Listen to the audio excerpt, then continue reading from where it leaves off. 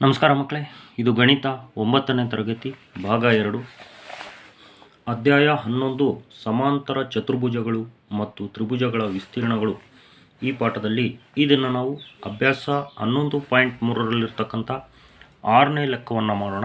ಈ ಹಿಂದಿನ ಲೆಕ್ಕಗಳ ವಿಡಿಯೋಗಳು ಡಿಸ್ಕ್ರಿಪ್ಷನ್ ಬಾಕ್ಸ್ನಲ್ಲಿ ವಿಡಿಯೋ ಲಿಂಕ್ಗಳು ಡಿಸ್ಕ್ರಿಪ್ಷನ್ ಬಾಕ್ಸ್ನಲ್ಲಿ ಕೊಟ್ಟಿರ್ತೇನೆ. ಆಮೇಲೆ ಮುಂದಿನ ಲೆಕ್ಕಗಳ ವಿಡಿಯೋಗಳು ಕೂಡ ನಿಮಗೆ ಡಿಸ್ಕ್ರಿಪ್ಷನ್ ಬಾಕ್ಸ್ನಲ್ಲಿ ಕೊಟ್ಟಿರ್ತೇನೆ, ಅದನ್ನು ಸದುಪಯೋಗಪಡಿಸ್ಕೊಳ್ಳಿ. ಈಗ 6ನೇ ಲೆಕ್ಕ ಓದೋಣ. ಚಿತ್ರ 11.25ರಲ್ಲಿ ಅಂದರೆ ಈ ಚಿತ್ರ ABCD ಚತುರ್ಭುಜದ ಕರ್ಣಗಳಾದ AC ಮತ್ತು BDಗಳು OB OD ಆಗುವಂತೆ Oನಲ್ಲಿ ಪರಸ್ಪರ ಕತ್ತರಿಸುತ್ತವೆ. ಇಲ್ಲಿ ಕರ್ಣಗಳು, ಇದು AC ಕರ್ಣ, ಇದು BD ಕರ್ಣ. ಹೆಂಗೆ ಕಟ್ ಮಾಡಿದಾವಂದರೆ BO OD ಎರಡು ಸಮ ಅಂತ ಹೇಳ್ತಾನೆ. ಜೊತೆಗೆ AB CD, ಇಲ್ಲಿ AB ಅನ್ನೋ ರೇಖೆಯು CD ಅನ್ನೋ ರೇಖೆಗೆ ಸಮ ಅಂತ ಹೇಳ್ತಾನೆ. ಆದರೆ ವಿಸ್ತೀರ್ಣ DOC ವಿಸ್ತೀರ್ಣ AOB ಅಂತ ಸಾಧಿಸ್ರಿ ಅಂತ ಹೇಳ್ತಾನೆ. DOC ಆಮೇಲೆ AOB ಇವು ಸಮ ಅಂತ ಸಾಧಿಸ್ರಿ. ಆಮೇಲೆ ವಿಸ್ತೀರ್ಣ DCB ವಿಸ್ತೀರ್ಣ ACB, DCBಯ ವಿಸ್ತೀರ್ಣ ACBಯ ವಿಸ್ತೀರ್ಣಕ್ಕೆ ಸಮ ಅಂತ ಸಾಧಿಸ್ರಿ. ಜೊತೆಗೆ DA ಸಮಾಂತರ CB, DA ಅಂದರೆ ಇದು AD, ಇದು CB, ಇವೆರಡು ಸಮಾಂತರ ರೇಖೆಗಳು ಅಂತಂದೇಳಿ ಸಾಧಿಸ್ರಿ. ಅಥವಾ ABCD ಒಂದು ಸಮಾಂತರ ಚತುರ್ಭುಜ ಎಂದು ಸಾಧಿಸಿ ಅಂತ ಹೇಳ್ತಾನೆ. ಸುಳುಹು ಏನು ಕೊಟ್ಟಾನೆ, D ಮತ್ತು Bಗಳಿಂದ ACಗೆ ಲಂಬಗಳನ್ನು ರಚಿಸಿ. ಈ D ಇಂದ AC ರೇಖೆಗೆ ಒಂದು ಲಂಬ, B ಇಂದ AC ರೇಖೆಗೆ ಲಂಬ ಎಳೆದು ನೀವು ಮಾಡ್ರಿ ಅಂತ ಹೇಳ್ತಾನೆ. ಆ ರೀತಿ ನಾವು ಎಕ್ಸರ್ಸೈಜ್ನಲ್ಲಿ ಮಾಡೋಣ. ದತ್ತ ಅಂದರೆ ಲೆಕ್ಕದಲ್ಲಿ ಕೊಟ್ಟಿರ್ತಕ್ಕಂಥದ್ದೇನು, OB OD. ಈ OB ಅಂತಕ್ಕಂಥದ್ದು OD. ಇಲ್ಲಿ ನಾವು ಗೆರೆ ಹಾಕಿದ್ದೀವಿ, ಇಲ್ಲೊಂದು ಗೆರೆ ಹಾಕಿದ್ದೀವಿ, ಇಲ್ಲೊಂದು ಗೆರೆ ಹಾಕಿದ್ದೀವಿ, ಇವೆರಡು ಸಮ ಗೆರೆಗಳು. AB CD, AB ಅನ್ನೋ ರೇಖೆ CD ಅನ್ನೋ ರೇಖೆಗೆ ಸಮ ಇದೆ, ಹಂಗಾಗಿ ಎರಡು ಗೆರೆ ಹಾಕಿದ್ವಿ. ಸಾಧನೀಯ ಏನು ಸಾಧನೆ ಮಾಡಬೇಕು, ತ್ರಿಭುಜ DOCಯ ವಿಸ್ತೀರ್ಣ ತ್ರಿಭುಜ AOBಯ ವಿಸ್ತೀರ್ಣ ಸಮ ಅಂತಂದೇಳಿ ಸಾಧಿಸ್ಬೇಕು. ಇಲ್ಲಿ ಒಂದು ನಾವು ರಚನೆ ಮಾಡ್ಕೊಳ್ಳೋಣ. D ಇಂದ ACಗೆ ಒಂದು M, D ಇಂದ COಗೆ ಒಂದು ಲಂಬರೇಖೆ ಮತ್ತು B ಇಂದ AOಗೆ ಒಂದು ಲಂಬರೇಖೆ ಹೇಳ್ಕೊಳ್ಳೋಣ. ಇಲ್ಲಿ ಡಾಟ್ ಡಾಟ್ ಹಾಕಿರೋದು ಅದೇ ಗೆರೆಗಳು. ಈಗ DMO ತ್ರಿಭುಜ ಮತ್ತು BNO ತ್ರಿಭುಜಗಳಲ್ಲಿ ನೋಡ್ರಿ, DMO ತ್ರಿಭುಜ ಮತ್ತು BNO ತ್ರಿಭುಜಗಳಲ್ಲಿ ಯಾವ್ಯಾವ ಸಮ ಇದಾವೆ ನೋಡ್ರಿ. OB OD, OB OD ಇದೆ. ಇದು ದತ್ತ ಅಂದರೆ ಲೆಕ್ಕದಲ್ಲೇ ಅವರೇ ಕೊಟ್ಟಿದ್ದಾರೆ. ನೆಕ್ಸ್ಟು ಕೋನ, ಇಲ್ಲಿ ಹಿಂಗೆ ಹಾಕಿದ್ರೆ ಕೋನ DMO BNO, ಇವು ಲಂಬ ರೇಖೆಗಳು ಎಳೆದಿರೋದ್ರಿಂದ ನೋಡ್ರಿ ಇಲ್ಲಿ DMO ಮತ್ತು BNO ಇವು ಕೋನಗಳು ಸಮ ಇದ್ದಾವೆ, ಯಾಕಂದರೆ ಅವು 90 ಡಿಗ್ರಿ ಲಂಬ ಕೋನಗಳು. ನೆಕ್ಸ್ಟ್ DOM ಕೋನ BON ಕೋನ ಸಮ. DOM ಕೋನ ಈ ಕೋನ ಮತ್ತು ಈ ಕೋನ BON ಕೋನ ಇವು ಸಮ, ಯಾಕಂದರೆ ಇವು ಶೃಂಗಾಭಿಮುಖ ಕೋನಗಳು. ಎರಡು ಯಾವುದಾದ್ರೂ ರೇಖೆಗಳು ಛೇದಿಸಿದಾಗ ಅಲ್ಲಿ ಉಂಟಾಗ್ತಕ್ಕಂಥ ಶೃಂಗಾಭಿಮುಖ ಕೋನಗಳು ಸಮ ಇರ್ತವೆ. ಶೃಂಗಾಭಿಮುಖ ಕೋನಗಳು ಸಮ. ಇಲ್ಲಿ ಎರಡು ಕೋನಗಳು, ಎರಡು ತ್ರಿಭುಜದಲ್ಲಿ ಎರಡು ಕೋನಗಳು ಸಮ ಇದ್ದಾವೆ, ಒಂದು ಬಾಹು ಸಮ ಇದೆ. ಹಾಗಾಗಿ ಕೋ ಬಾ ನಿಯಮದ ಪ್ರಕಾರ ಈಗ ನಾವು 7ನೇ ಕ್ಲಾಸ್ನಲ್ಲಿ ಕಲ್ತಿರೋದು ಕೋ ಅನ್ನೋ ಒಂದು ನಿಬಂಧನೆ. ಆದರೆ ಇಲ್ಲಿ ಕೋ ಬಾ ಅಂತ ನಿಬಂಧನೆ ಕೊಟ್ಟಿದ್ದಾನೆ. ನಾವು ಯಾವುದೇ NCERT ಸೊಲ್ಯೂಷನ್ನು ಅಥವಾ ವಿಡಿಯೋಸು ಆಮೇಲೆ ಇದು ಡೈಜೆಸ್ಟ್ಗಳಲ್ಲೂ ಕೂಡ ನೋಡಿದೆ ನಾನು. ಇದೇ ನಿಯಮವನ್ನು ಕೊಟ್ಟಿದ್ದಾನೆ. ಕೋ ಬಾ ನಿಯಮದ ಪ್ರಕಾರ ಇವೆರಡೂ ತ್ರಿಭುಜಗಳು ಸರ್ವಸಮ, ಅಂದರೆ ಇಲ್ಲಿ ಕಾಂಗ್ರುಯೆಂಟ್ ಅಂತ ತೋರಿಸ್ತಾನೆ. ಇವು ಸರ್ವಸಮ ಆಗಿರೋದ್ರಿಂದ ಅವುಗಳ ಬಾಹುಗಳು DM ಮತ್ತು BN ಇವು ಕೂಡ ಸಮ ಅಂತಂದೇಳಿ ನಾವು ಬರ್ಕೋಬೇಕು. ಯಾಕಂದ್ರೆ ಮುಂದೆ ನಮಗೆ ಆ ಸಾಧನೆ ಮಾಡ್ಬೇಕಾದ್ರೆ ಇದು ಬೇಕು. ಹಾಗಾಗಿ ವಿಸ್ತೀರ್ಣ DOM ವಿಸ್ತೀರ್ಣ BOM ಆಯಿತು. ಈಗ ನಾವು ಸಾಧಿಸಬೇಕಾಗಿರೋದು DOC AOB. ಅದರಲ್ಲಿ ಈ ಸಣ್ಣ ತ್ರಿಭುಜ DMO ಮತ್ತು VNO ಇವು ಸಮ ಅಂತಂದೇಳಿ ಸಾಧಿಸಿದ್ವಿ. ಈಗ ಉಳಿದಿದ್ದಿಷ್ಟು DCM ಮತ್ತು ANB ಇವು ಸಮ ಅಂತ ಸಾಧಿಸ್ಬಿಟ್ರೆ ಇವೆರಡು ಸೇರಿಸಿದ್ರೆ ಸಮ ಆಗ್ತದೆ.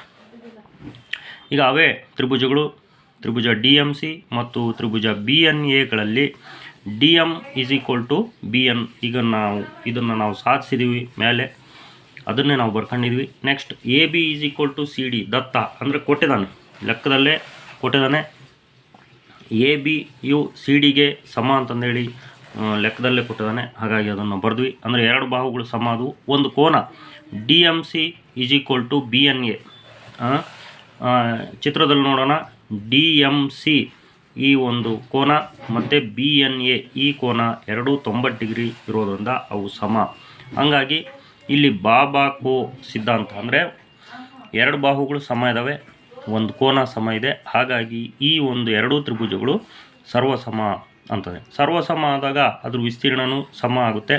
ವಿಸ್ತೀರ್ಣ ತ್ರಿಭುಜ ಈ DMC = ವಿಸ್ತೀರ್ಣ ತ್ರಿಭುಜ BNA ಸಮ ಅಂತಂದರೆ ಇದು ಎರಡನೇ ಹೇಳಿಕೆ. ಮೊದಲನೇ ನಾವು ಸಾಧಿಸಿರೋದು ಒಂದನೇ ಹೇಳಿಕೆ. ಈ ಹೇಳಿಕೆ 1 ಮತ್ತು ಹೇಳಿಕೆ 2 ನಾವು ಕೂಡಿಸೋಣ. ಎಡಭಾಗದಲ್ಲಿರೋದು DOM, ಇಲ್ಲಿ ಹೇಳಿಕೆ 2ರಲ್ಲಿ ಎಡಭಾಗದಲ್ಲಿರೋದು DMC, DOM DMC ಎರಡೂ ಕೂಡೋಣ. ಬಲಭಾಗದಲ್ಲಿರೋದು BOM ಮತ್ತು ಇಲ್ಲಿ ಬಲಭಾಗದಲ್ಲಿರೋದು BNA, BOM BNA ಎರಡೂ ಕೂಡೋಣ. DOM DMC ಎರಡೂ ಕೂಡಿದರೆ DOC ಆಗುತ್ತೆ. ನೀವು ಚಿತ್ರ ನೋಡಿ ಗಮನಿಸ್ಬೋದು. DOM ಮತ್ತು DCM ಸೇರಿದರೆ, ಇವೆರಡೂ ಸೇರಿದರೆ DOC ಅನ್ನೋ ತ್ರಿಭುಜ ಆಗುತ್ತೆ. ತಿರ್ಗಾ ONB ತ್ರಿಭುಜ ಮತ್ತು NAB ತ್ರಿಭುಜ ಇವೆರಡೂ ಸೇರಿದರೆ AOB ತ್ರಿಭುಜ ಆಗುತ್ತೆ. ಅದನ್ನೇ ನಾವು ಇಲ್ಲಿ ಬರಿತಿದ್ದೀವಿ. ತ್ರಿಭುಜ ಇವೆರಡೂ ತ್ರಿಭುಜಗಳು ಸೇರಿ DOC ತ್ರಿಭುಜ ಇವೆರಡೂ ತ್ರಿಭುಜಗಳು ಸೇರಿ AOB ತ್ರಿಭುಜ. ಹಾಗಾಗಿ ನಾವು ಏನು ಸಾಧಿಸ್ಬೇಕು ಅದು ಬಂದಿದೆ, ಸಾಧಿಸಿದ್ವಿ. ಈಗ ಎರಡನೇದೇನು ಸಾಧಿಸ್ಬೇಕು ನಾವು? ವಿಸ್ತೀರ್ಣ DCB ತ್ರಿಭುಜದ ವಿಸ್ತೀರ್ಣ DCB = ತ್ರಿಭುಜದ ವಿಸ್ತೀರ್ಣ ACB ಅಂತಂದು ಚಿತ್ರದಲ್ಲಿ ಒಂದು ಸಾರಿ ನೋಡೋಣ. ತ್ರಿಭುಜದ ವಿಸ್ತೀರ್ಣ DCB ಮತ್ತು ತ್ರಿಭುಜದ ವಿಸ್ತೀರ್ಣ ACB ಇವೆರಡೂ ಸಮ ಅಂತಂದೇಳಿ ಸಾಧಿಸ್ಬೇಕು. ಈಗಾಗಲೇ ನಾವು DOCಯು AOBಗೆ ಸಮ ಅಂತಂದೇಳಿ ಸಾಧಿಸಿದ್ವಿ. ಈ ಒಂದು ತ್ರಿಭುಜಕ್ಕೆ ನಾವು BOC ಸೇರಿಸ್ಬಿಟ್ರೆ DCB ತ್ರಿಭುಜ ಆಗುತ್ತೆ. ಈ ತ್ರಿಭುಜಕ್ಕೆ ನಾವು ಇದೇ BOC ಸೇರಿಸಿದರೆ ACB ತ್ರಿಭುಜ ಆಗುತ್ತೆ. ಹಂಗಾಗಿ ಎರಡಕ್ಕೂ ನಾವು BOCಯನ್ನು ಸೇರಿಸೋಣ. ಏನು ನಾವು ಸಾಧಿಸಿದ್ವಿ? ಇಲ್ಲಿ ಮೇಲೆ ಏನು ಸಾಧಿಸಿದ್ವಿ?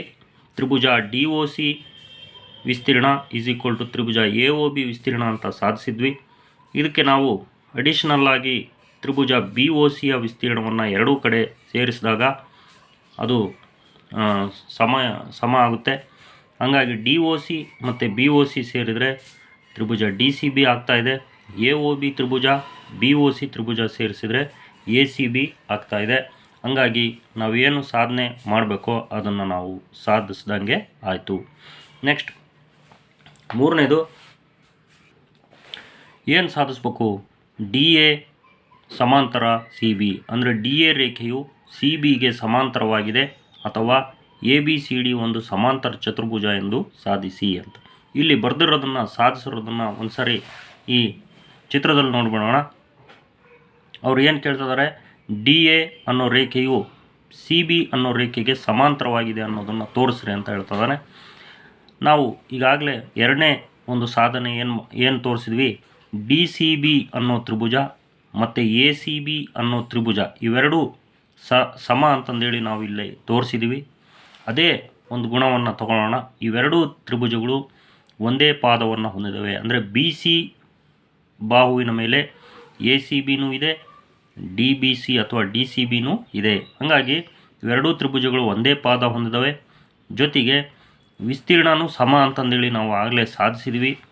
ಹಾಗಾಗಿ ನಾವು ಪ್ರಮೇಯ ನಿಮ್ಮ ಪುಸ್ತಕದಲ್ಲಿ 51ನೇ ಪೇಜ್ನಲ್ಲಿ ಪ್ರಮೇಯ ಏನು ಹೇಳ್ತತೆ?